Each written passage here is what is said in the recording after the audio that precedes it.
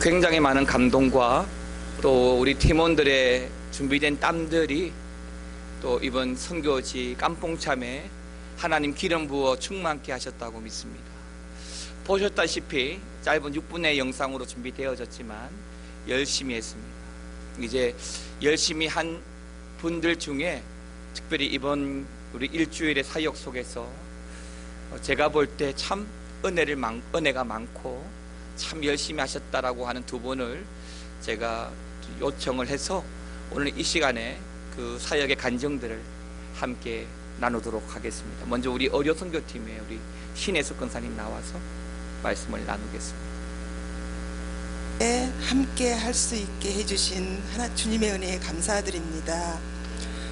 캄보디아 선교를 함께 하기로 결정하기까지는 많은 망설임과 잘할 수 있을까 하는 두려움이 있었지만 선교를 통하여 주님의 일을 함께 하다 보면 다시 교회를 나오기 시작한 남편이 조금 더 가까이 주님께로 다가올 수 있지 않을까 하는 기도 제목을 가지고 선교를 결정했습니다. 10주간의 영성훈련으로 사도행전에서 바울의 복음 사역을 배우며 주님의 복음을 강하고 담대하게 전하라는 하나님께서 항상 함께 해주시겠다는 말씀을 붙들고 저도 담대함을 가지고 순종으로 이번 선교의 사역에 임했고 그곳에서 하나님의 일하심과 역사하심을 많은 일들을 통해서 경험할 수 있었습니다. 캄보디아에 도착해서 첫날의 선교 사역은 정말 하나님의 은혜였습니다. 첫날에 마을에 도착하니 모든 환경이 열악했지만 치료를 받기 위해 우리보다 먼저 와서 기다리고 있는 마을 주민들을 보며 의료팀 사역의 일원인 저는 열심히 사역에 임해야겠다는 용기가 생겼습니다. 어린이 사역팀은 찬양과 율동으로 시작으로 첫날의 사역을 시작되었고 우리 선교팀이 하나가 되어 최선을 다하는 모습이 감격으로 마음에 다가왔습니다. 무더운 날씨 속에서도 지치는 모습 없이 의료 사역팀과 어린이 사역팀은 자신들의 일들을 잘 감당하며 현지인들과 말은 통하지 않아도 서로 마음으로 하나 되어 가는 모습을 보며 이것이 하나님의 일하심이구나 하는 생각이 들었습니다. 우리 의료사역팀은 신동익 장로님을 비롯하여 팀원들 모두가 쫓지어 뿌리아 예수님을 믿고 구원받으세요를 외치며 의료사역과 함께 복음을 전했습니다. 생각보다 그곳에 환자들이 많았고 한 명이라도 더 많은 환자들을 보기 위해 최선을 다했습니다. 저는 의료사역팀과 약을 싸서 나누어 주는 일을 했는데 너무 보람있고 기뻤습니다. 사역을 마치고 저녁에는 목사님과 성경을 읽고 큐티하는 시간을 가졌는데 그 시간 또한 저에게 새로운 경험이었습니다. 그동안 성경을 읽기만 하였는데 성경을 읽고 자신들에게 적용하여 발표하는 시간이 부담스럽기도 했지만 많은 은혜로 다가왔습니다. 또한 그날의 감사한 일과 고마운 사람을 칭찬하며 하루를 마치니 그날 하루하루가 다 감사했습니다. 또한 우리 기도대로 좋은 날씨와 아픈 사람 없이 사역을 잘 마치고 돌아올 수 있게 해주신 하나님께 감사드립니다. 이번 선교팀은 무덥고 열악한 환경 속에서도 서로 일을 미루지 않고 앞서서 최선을 다하는 모습을 보며 주님의 은혜와 일하심을 경험할 수 있었고 이 일 계기로 우리가 좀 더 주님께 가까이 나아가 봉사하고 헌신하는 주님의 자녀로 거듭나기를 다짐해 보며 기도합니다. 또한 캄보디아 땅에도 하나님께서 임재하시어 그들 나라에도 예수님을 믿고 구원받는 역사가 일어나기를 기도합니다.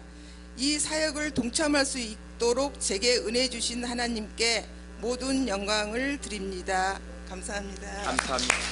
푸른나무 학생 양준모입니다. 일주일간 캄보디아 선교를 잘 다녀오게 해주신 하나님께 감사드리며 그동안 제가 경험하고 받은 은혜를 말씀드리겠습니다. 저는 캄보디아 단기 선교 모집 신청을 할 때부터 그곳에 갈 생각이 전혀 없었습니다. 선교에 관심 있는 분들이 가겠지 하고 생각하고 있었는데 올해 겨울에 꿈나무 수련회가 있었을 때 보조교사로 푸른나무 학생 몇 명이 참여하게 되었습니다. 저는 준혁이와 함께 한미혁 권사님 차량으로 이동하고 있었는데 권사님께서 작년에 캄보디아 갔었던 말씀을 해주시고 그곳의 아이들의 사진을 보여주시면서 이번 캄보디아 선교를 같이 가자 했습니다. 저는 그 말씀을 듣고서 하나님께서 캄보디아에 가야 된다는 마음을 주셨습니다. 하지만 저의 마음속에는 다른 생각이 있어서 하나님께 저는 선교를 가고 싶지 않다고 기도를 했는데 하나님께서는 준혁이의 마음을 이미 움직이셔서 같이 가자고 저를 설득시켰습니다. 그리고 신청을 받았을 때 처음에는 참가하겠다고 신청을 했지만 저의 생각이 하나님 주신 생각과 충돌해서 신청을 취소했다가 다시 신청하고 또 다시 취소를 했는데 신청받는 분들이 제가 가는 줄 알고 항공사에 신청을 해버렸습니다. 그래서 저는 하나님이 캄보디아에서 저에게 무엇을 보여주실지 생각하면서 참여했고 영성훈련을 받았습니다. 영성훈련 시간에 율동 연습을 했는데 어린이부터 장로님들까지 한마음으로 율동해서 감사했고 사도행전의 말씀으로 이번 선교를 배웠는데 선교에서는 성령님의 역사하심과 하나님의 뜻으로 선교를 해야 된다는 것을 배웠습니다.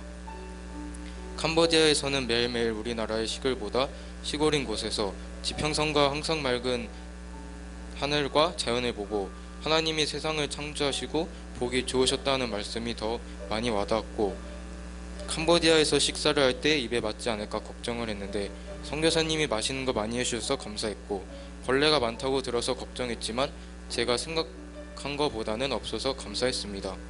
총 4개의 마을에 다녔는데 처음 마을을 갔을 때는 율동하는 것과 어린이 사역 활동하는 것이 어색하고 힘이 들었지만 그곳에 어린아이들의 순수함과 배우고자 하는 마음이 있어서 항상 힘이 됐고 매일 밤에 목사님과 함께 경건회를 하면서 하나님의 순종에 대해서 알게 됐고 하루 동안 감사했던 일과 칭찬하는 분들을 말하는 시간을 가졌는데 다른 분들의 생각을 알게 되고 서로 칭찬을 하면서 하나님 앞에서 하나가 됨을 느껴서 감사했습니다.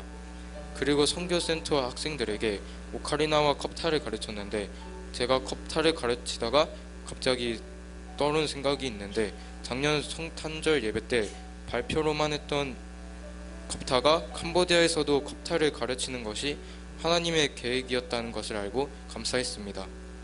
캄보디아 선교에서 한 명도 다치지 않고 안전을 지켜주시고 제가 걱정했던 것이 선교를 할 동안 안 일어나서 감사했고 캄보디아 가기 전에 썼던 기도 제목을 들어주신 하나님께서 감사했고 내년에 캄보디아를 가게 되면 다시 가고 싶고 캄보디아 선교를 하면서 항상 하나님과 함께 한다는 것을 처음으로 마음에 와닿는 시간이 되었습니다. 감사합니다. 앞으로 우리 교회가 또 언제 또 몇 년에 한 번씩 가게 될지 모르겠지만 우리가 선교에 주저하지 마시고 헌신하고 자원하셔서 또 하나님의 마음을 품고 우리 신건사님이나 준모 못지않는 그런 감동이 우리 교회 전체에 공유되고 함께하는 은혜가 있으면 좋겠습니다. 할렐루야. 자, 오늘은 누가복음 5장 1절 이하의 말씀하겠습니다. 선교지에서 제가 나누었던 말씀은 사실은 소명과 사명에 대한 말씀을 나누었습니다. 첫날에는 모세가 하나님을 만났던 그 장면, 둘째 날에는 또 여호수아가 하나님께 소명받았던 시간들, 그리고 짧았지만 또 마지막 시간에는 또 베드로가 하나님을 만났던 오늘 이 본문을 가지고 간단하게 말씀을 전했습니다. 그래서 그런 마음의 감동과 함께 했던 그 영성의 순간들을 지속하게 또 나누기 위해서 미처 다 나누지 못했던 누가복음 5장에 있는 말씀을 가지고 말씀에 의지하는 믿음이라는 제목으로 말씀을 드리겠습니다. 2001년도 9월 11일 미국 뉴욕에 자리한 세계무역센터 일명 쌍둥이 빌딩과 또 워싱턴에 있는 미 국방부 건물인 펜타곤에 납치된 항공기 자살 폭탄 테러 사건이 있었습니다. 이 일로 그 큰 두 동의 쌍둥이 빌딩이 무너진 것과 더불어 3,000명 이상의 사람들이 죽고 다치는 그런 끔찍한 일들이 벌어졌습니다. 당시에 이 일로 미국뿐만 아니라 전 세계가 경악을 감추지 못했던 기억이 있습니다.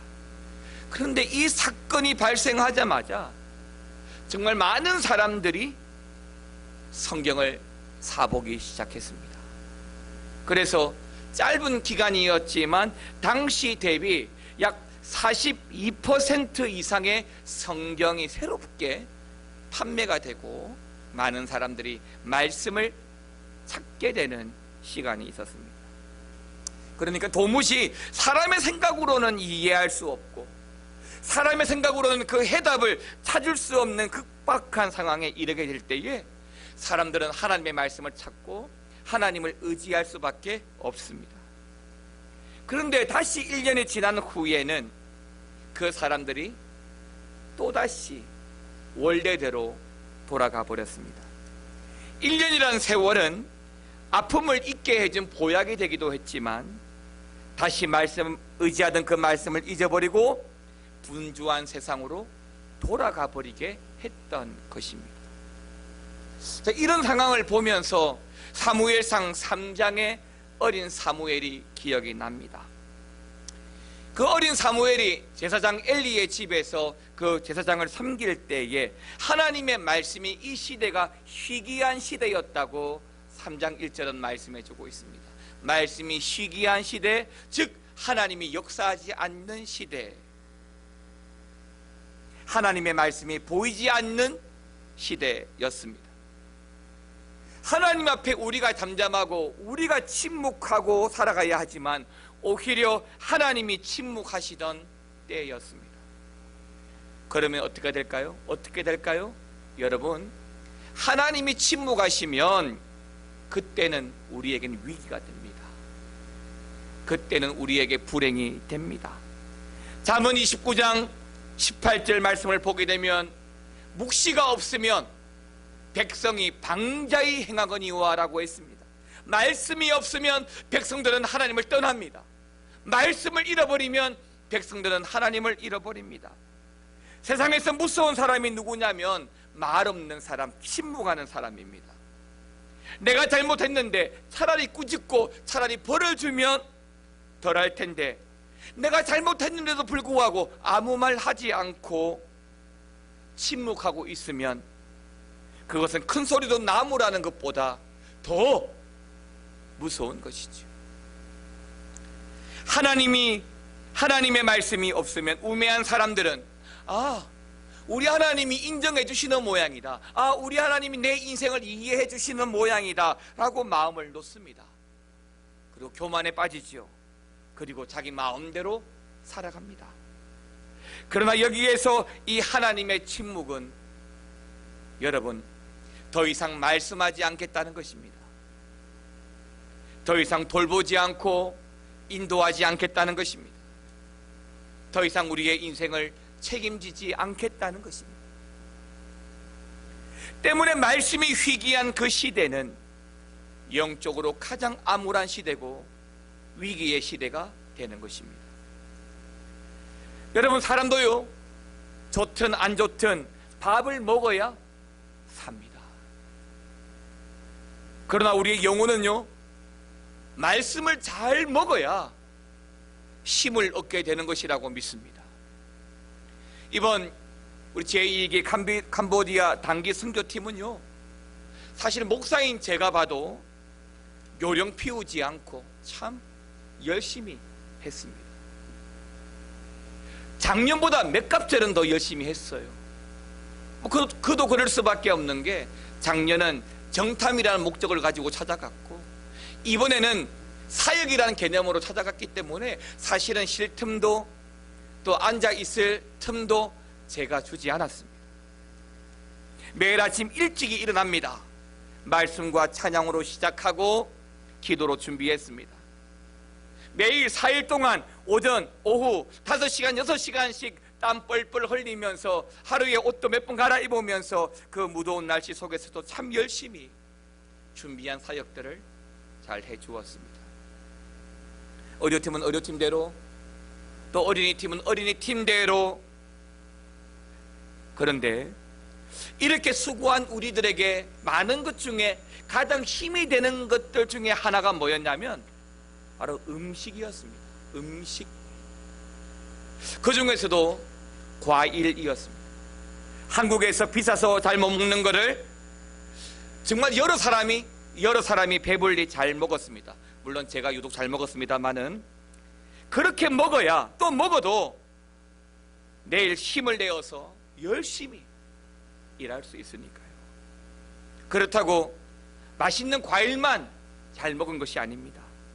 매일 아침 저녁으로 조금 전에 두 분이 말씀하신 것처럼 말씀을 묵상하고 말씀을 읽고 돌아가면서 함께 칭찬하고 기도의 제목을 나누고 부르짖고 얼마나 열심히 기도했는지 모릅니다. 예수님도요, 공생애를 시작하면서 마귀에게 시험 당하셨을 때에 예수님은 그 마귀에게 이렇게 말씀하셨습니다. 마태복음 4장 4절 말씀을 통하여 사람이 떡으로만 살 것이 아니요 하나님의 입으로 나오는 모든 말씀으로 살 것이라. 할렐루야. 사랑하는 성도 여러분, 말씀으로 사는 사람이 되기 위해서는 말씀과 가까이 하셔야 합니다. 그 말씀 속에서 살아야 합니다.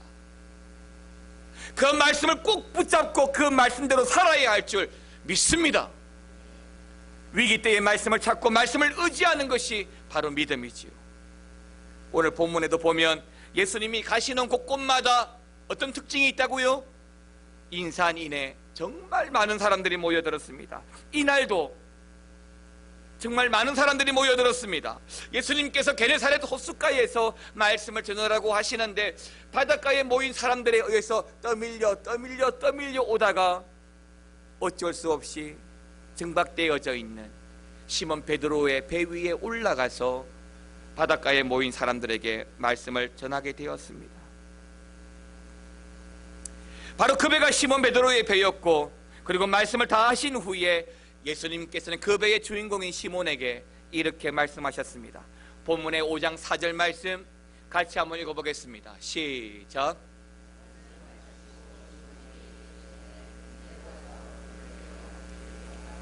사실 프로 어부인 베드로가 밤새도록 고생하였지만 그날따라 한 마리도 잡지 못했습니다.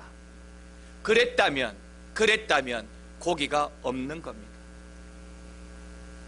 근데 이른 아침에 그것도 피곤해 돌아온 베드로에게 예수님은 다시 깊은 데로 가서 그물을 내려라고 말씀합니다. 게네사렛 호수를 부르는 명칭은 많습니다.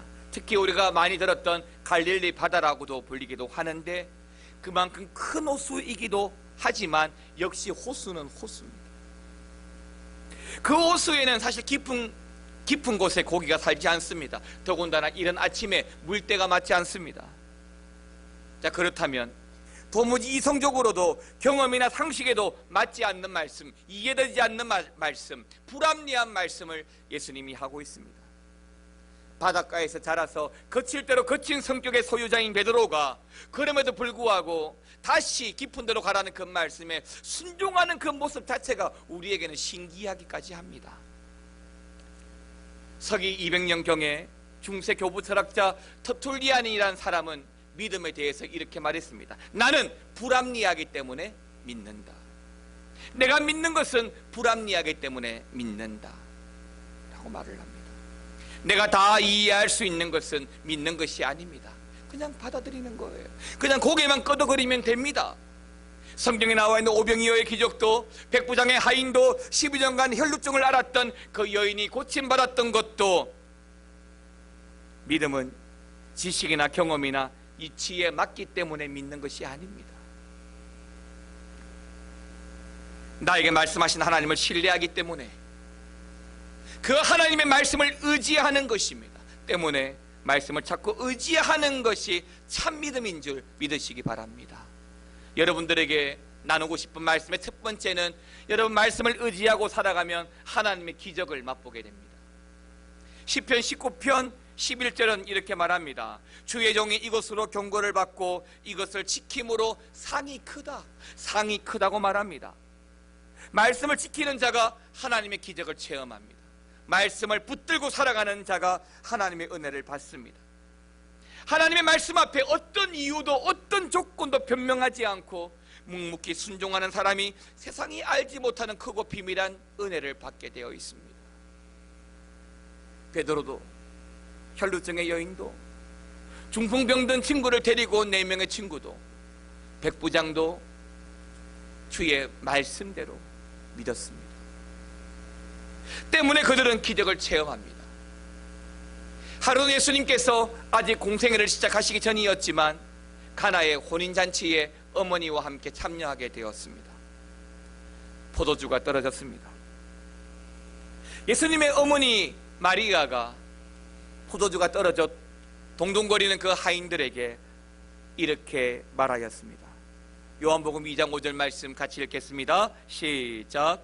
그의 어머니가 하인들에게 이르되 너희가 무슨 말씀을 하시든지 그대로 하라 하니라. 아멘입니다. 너희에게 무슨 말씀을 하시든지 그대로 하라. 그러면 기적을 보게 될 줄 믿습니다. 무슨 말씀이든지 하인들은 아무런 이유를 달지 않습니다. 그냥 말씀에 의지하여 그 말씀하신 대로 그 항아리에 물을 채웠을 뿐입니다. 그런데 물이 포도주가 된 기적을 맛보았습니다. 나는 주어진 그 말씀대로 했을 뿐인데, 그 말씀에 순종했을 뿐인데, 말씀이 하란 대로 아멘했을 뿐인데 하나님의 기적을 경험하게 됩니다. 오늘 베드로도 말씀에 의지하여 그 물을 내렸을 뿐인데 큰 기적과 은혜를 체험합니다. 사랑하는 성도 여러분, 우리가 말씀에 온전히 의지하고 살면 우리도 이런 기적과 은혜가 있는 줄 믿으시기 바랍니다. 기적이 필요하고 은혜가 필요하다고요? 그러면 먼저 주의 말씀 붙드시기 바랍니다. 두 번째로, 말씀을 의지하면 내가 얼마나 큰 죄인인지부터 알게 됩니다. 베드로는 어부입니다. 평생 어부로 살아왔고 그 갈릴리 바닷가에서 고기를 잡아야만 살 수 있습니다. 때문에 베드로는 더 많은 물고기를 잡기 위해서 남보다 부지런해야 했습니다. 아니, 어쩌면 세상처럼 더 많은 물고기를 잡기 위해서 수단과 방법을 가리지 않았습니다. 그런 베드로가 그토록 소원하던 엄청난 물고기를 잡았을 때에, 그렇게 소망하던 풍어를 이루었을 때에 베드로는 예수님에게 오히려 이렇게 말합니다. 누가복음 5장 8절, 시몬 베드로가 이를 보고 예수의 무릎 아래 엎드려 이르되, 같이 읽겠습니다. 주여, 나를 떠나소서, 나는 죄인으로소이다 하니. 사람은요, 자기보다 큰 자를 만나면 겸손하게 되어 있습니다. 성도는요, 하나님을 만나면 그렇게 되어 있습니다. 저도 그렇지만 정말 많은 사람들이 신앙생활을 막 시작할 때에 크고 작은 기적들을 체험을 많이 합니다. 갈급하니까 일어나는 기적들은 예수님이 하나님이심을 알게 하는 일종의 사인이거든요. 사랑하는 성도 여러분, 예수님을 만나면, 예수님을 믿으면 사실 이런저런 기적들이 많이 일어납니다. 때론 너무나도 당연하고 아무것도 아닌 것 같지만 믿으면 주어지는 하나님의 역사가 많습니다. 여러분, 작년에도 그렇지만 이번에도 우리가 갔던 캄보디아는 우기입니다. 캄보디아는 이 우기에 엄청난 비가 옵니다. 또 반드시 하루에 한 번씩은 큰 비가 옵니다. 우리 선교팀이 갔을 때에도 그 깜뽕참에 스콜이라고 할 만큼 엄청난 비가 내린 적이 있습니다. 근데 정말 감사한 것은 그 많은 비들이 언제 오냐면 한참 사역 중일 때, 그때는 우리가 실내에 있을 때, 지붕이 있는 곳에 사역할 때 비가 오는 거예요. 그리고 또 사역을 다 마치고 숙소에 있을 때에 그런 비가 오는 거예요. 모르는 사람들은 그냥 넘길 수 있을지 모르지만 저는 이게 하나님의 은혜라고 믿습니다. 선교를 떠나기 전부터 또 선교지에 가서도 아니 여러분들도 얼마나 많은 기도를 해주셨습니까? 그러니 하나님이 도우신 줄 믿습니다. 이게 기적이지. 말씀 붙들고 살아가는 사람들은 내 주위에 일어나는 모든 일들이 하나님의 응답이요 역사요 기적이라고 믿는 겁니다. 근데 믿음 없는 사람은 그 기적을 못 봐요. 말씀 붙들지 않는 사람은 비가 오고 안 오고 주관하시는 하나님을 못 봐요. 내 인생을 가로막고 가게 하시는 하나님을 못 보는 겁니다. 중모가 믿음이 없다면 선교지를 가려고 했다가 안 가려고 했다가 가려고 했다가 안 가려 했는데 가게 된 이유를 몰라요. 그러니까 믿음 있고 말씀 붙드니까 하나님의 뜻이 있겠지 하고 순종하는 것입니다. 바로 이것이 하나님의 은혜이고 응답임을 알게 되면 우리 모두는 그 하나님 앞에 무릎을 꿇지 않을 수가 없는 것입니다. 우리를 살뜰히 도우시는 그 하나님 앞에 우리가 얼마나 큰 죄인인가를 알게 되기 때문입니다. 마지막 세 번째로 여러분, 우리가 말씀에 순종하면 비전을 가지게 됩니다. 비전을 알게 됩니다. 누가복음 5장 10절 말씀 같이 읽겠습니다. 예수께서 시몬에게 이르시되 무서워하지 말라, 이제 오르는 내가 사람을 치하리라 하시니. 하나님의 부르심을 받은 사람들은 누구에게나 다 소명과 사명이 있습니다. 기억하십니까? 소중회신, 징수성, 견령. 하나님의 부르심을 받은 사람들은 그 소명이 사명인 줄 알고 살아가는 거예요. 그러니까 예수 믿는 사람들은 변명할 수 없는 사명이 다 있는 겁니다. 그 사명을 알고 사는 자가 복이 있는 자고, 그 사명을 모르고 살아가는 자가 불행입니다. 내가 왜 교회를 다니는지, 내가 왜 여기 미아중앙교회까지 나오는지, 내가 왜 하나님을 믿는지, 나의 사명이 무엇인지 아는 것이 복입니다. 어린이 사역팀도 마찬가지였지만 어려팀을 가만히 보니까 하는 일이 책상에 앉아서 주어진 그늘에서 당 체크하고 체온 재고 혈압 체크하고 다음에 신장모님이 진료하고 진단하면 그 다음에 진단한 대로 약을 처방하는 것입니다. 그런데 여러분, 사람을 대하는 것이 얼마나 어려운지 몰라요. 말 통하지 않는 사람들에게 대면하는 것이 얼마나 스트레스가 되는지 모릅니다. 그런데요, 우리 그 팀들이요, 앉아서 혈압을 재고 주사를 놓고 뭐 그렇게 하더라도 한마디 한마디씩 다 복음을 전하는 거예요. 아까 우리 신혜숙 권사님도 말씀하셨지만은 뿌레아 예수 스롤란네아, 예수님은 당신을 사랑합니다. 쪼쪼 뿌레아 예수, 예수 믿으세요. 한 번이라도 복음을 전하고 약을 나눠주고 진료를 하고 하였습니다. 맞습니다. 우리 모두에게 주어진 사명은요, 복음 전하는 거예요. 때를 얻든지 못 얻든지 복음 전하는 것이 우리의 사명입니다. 그리고 그 복음이 땅끝까지 이루어지는 것이 바로 우리의 비전이에요.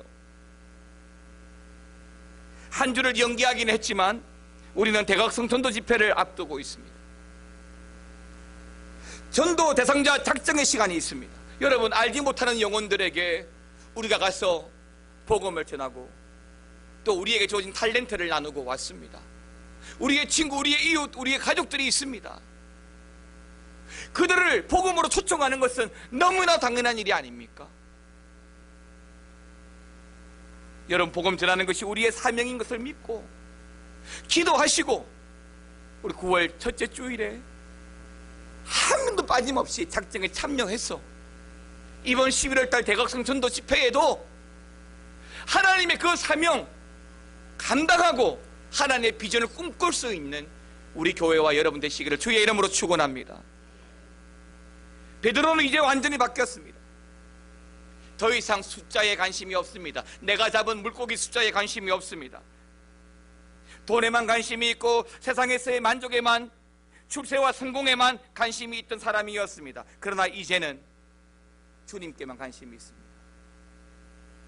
주님의 말씀에 관심이 있습니다.